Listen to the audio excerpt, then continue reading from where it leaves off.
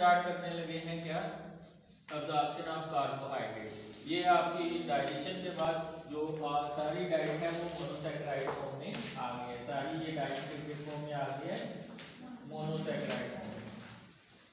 ठीक है, तो मैंने आपको बताया कि जो अब्जॉर्प्शन ऑफ कार्बोहाइड्रेट है वो तीन तरह से होती है, सिंपल डिफिजन, फैसिलिटेटेड डिफिजन और एक्टिव ट्रांसपोर्ट। ठीक है, एक्टिव ये जो सिंपल डिफिजन और फैसिलिटेटेड डिफिजन है ये सोडियम इंडिपेंडेंट ट्रांसपोर्ट का मेथड है, यानी कि इसमें सोडियम इन्वॉल्व नहीं होता ग्लूकोज की ट्रांसपोर्ट के अंदर। ठीक है, और जो एक्टिव ट्रांसपोर्ट है ये सोडियम डिपेंडेंट होता है। ठीक है, क्यों? क्योंकि sodium towards the gradient move करता है तो ग्लूकोज को against the concentration gradient move कर देता है। तो ये जो एक्टिव ट्रांसपोर्ट होती है ये against the concentration gradient glucose की ट्रांसपोर्ट होती है और इसमें एनर्जी रिक्वायर्ड होती है। तो अगर अगेंस्ट द कंसंट्रेशन ग्रेडियंट कोई चीज मूव करती है तो आपको पता ही है फोर्स रिक्वायर्ड होती है, एनर्जी रिक्वायर्ड होती है। ठीक है, जो उसको कैरी आउट करेंगे। तो ये तीन चीजें प्रोसेसेस को हम एक्सप्लेन करेंगे। फैसिलिटेटेड डिफिजन होती है ये ग्लूकोज ट्रांसपोर्टिंग प्रोटीन की वजह से। ठीक है, ये 14-15 प्रोटीन होती हैं, ग्लूकोज ट्रांसपोर्टिंग प्रोटीन 1 से लेके 14-15 तक जो प्रोटीन होती हैं जो ग्लूकोज को ट्रांसपोर्ट करती हैं, GLUT1, GLUT2, GLUT3, GLUT4 और GLUT5। इसमें जो GLUT1 है इस ये रेड ब्लड सेल में होता है, दूसरे सेल्स के अंदर भी यूज होता है, लेकिन रेड ब्लड सेल में इसकी कंसंट्रेशन ज्यादा होती है, इसकी Km वैल्यू कम होती है। इसका मतलब है अगर ब्लड के अंदर ग्लूकोज कंसंट्रेशन कम भी है तब भी ये जो प्रोटीन है ग्लूकोज को रेड ब्लड सेल के अंदर ट्रांसपोर्ट कर दे और वहाँ पे फिर ग्लाइकोलिसिस का अमल होगा और रेड ब्लड सेल को एनर्जी मिलेगी। अब ग्लूकोज की रेड ब्लड सेल में बहुत ज़्यादा इंपॉर्टेंस है, किस लिए से जो रेड ब्लड सेल है उनके अंदर माइटोकॉन्ड्रिया नहीं होता। The sole source of energy in the red blood cell is glucose. क्यों? वहाँ पे माइटोकॉन्ड्रिया नहीं होता तो वो सब स्टेट से ही एनर्जी हासिल करेंगे और वो सब स्टेट मेनली ग्लूकोज होता है। जो GLUT2 है ये लिवर पैंक्रियाटिक सेल्स के अंदर होता है और थोड़ा सा कंसंट्रेशन इसकी जो सोशल साइड होती है स्मॉल इंटेस्टाइन की उसमें भी होता है। तो GLUT2 की Km वैल्यू ज्यादा होती है। इसका मतलब है ये तभी ग्लूकोज को अंदर भेजेगा जब ग्लूकोज की कंसंट्रेशन ज्यादा होती है। तो ये हाई ग्लूकोज की कंसंट्रेशन जो ही आप डाइट लेते हैं, हाई कार्बोहाइड्रेट मील लेते हैं तो ग्लूकोज जाने से इंक्रीज कर देता है, तो फिर वो लीवर में होना शुरू हो जाता है बाय GLUT2। ठीक है, जो इसको हम इंसुलिन प्रोड्यूसिंग ट्रांसपोर्टर भी कहते हैं, क्योंकि जब GLUT2 खुलता है, ठीक है, ग्लूकोज की ट्रांसपोर्ट होती है तो ये आगे जाके मेटाबोलाइज होता है और उससे जो मेटाबॉलिज्म से एनर्जी बनती है वो इंसुलिन की सिंथेसिस में यूज होती है।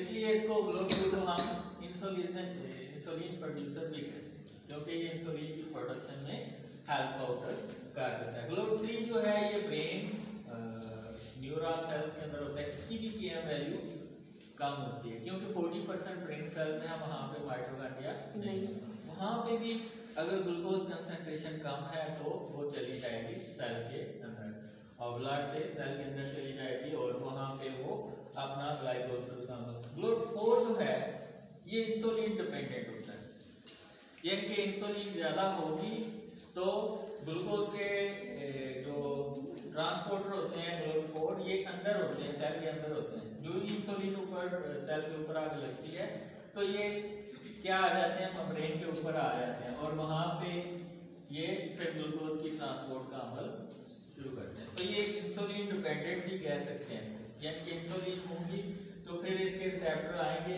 यानी कि ग्लूकोज ट्रांसपोर्टर मेम्ब्रेन के ऊपर आएंगे और फिर उसकी ट्रांसपोर्ट का अमल स्टार्ट हो जाएगा। जो GLUT5 है ये ज़्यादातर फ्रक्टोज की ट्रांसपोर्ट करता है, GLUT5 का इसकी ट्रांसपोर्ट करता है और जो स्मॉल इंटेस्टाइन होता है, यानी कि फ्रक्टोज की एब्जॉर्प्शन जो होती है वो GLUT5 की वजह से होती है, ये स्मॉल इंटेस्टाइन के अंदर। ठीक है, अब आ जाए हमारी मेन फिगर के अंदर। ये आपके पास स्मॉल इंटेस्टाइन के सेल्स हैं। ठीक है, स्मॉल इंटेस्टाइन में सारी डाइट है मोनोसैकेराइड में आ रही है, ये म्यूकोजल साइड है, ये सेरोसल साइड है, इसके आगे कैपिलरीज और लैक्टिक सिस्टम होगा।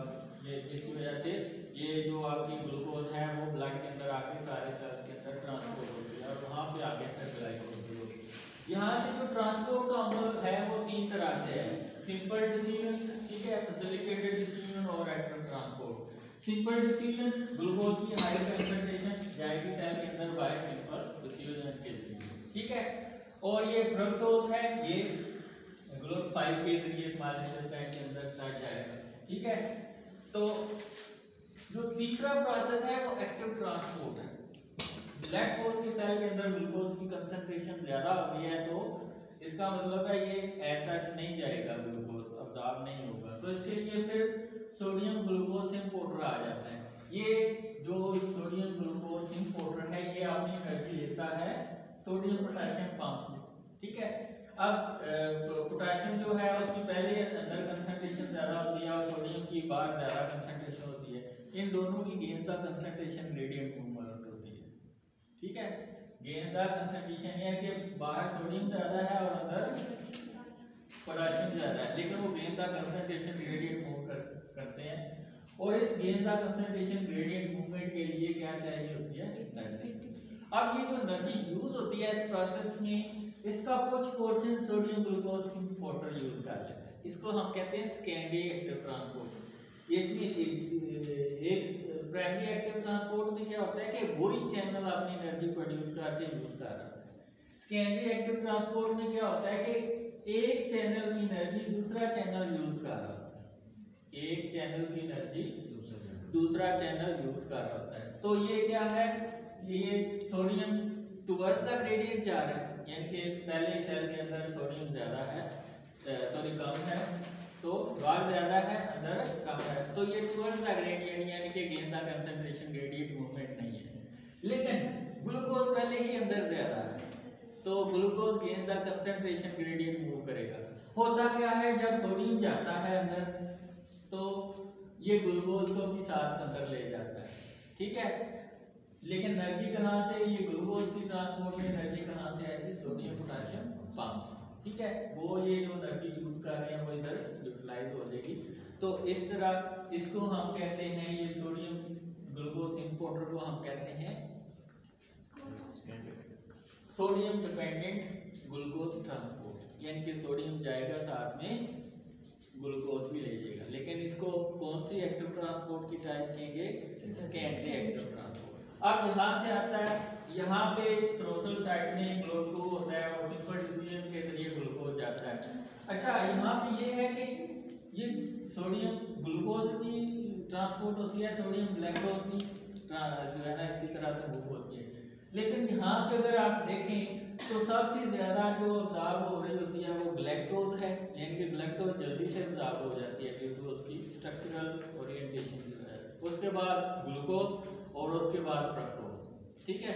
तो सबसे ज्यादा अब्जॉर्ब जल्दी जो चीज अब्जॉर्ब हो जाती है वो ग्लैक्टोज है, ग्लैक्टोज के बाद ग्लूकोज है और ग्लूकोज के बाद फ्रक्टोज है, ठीक है।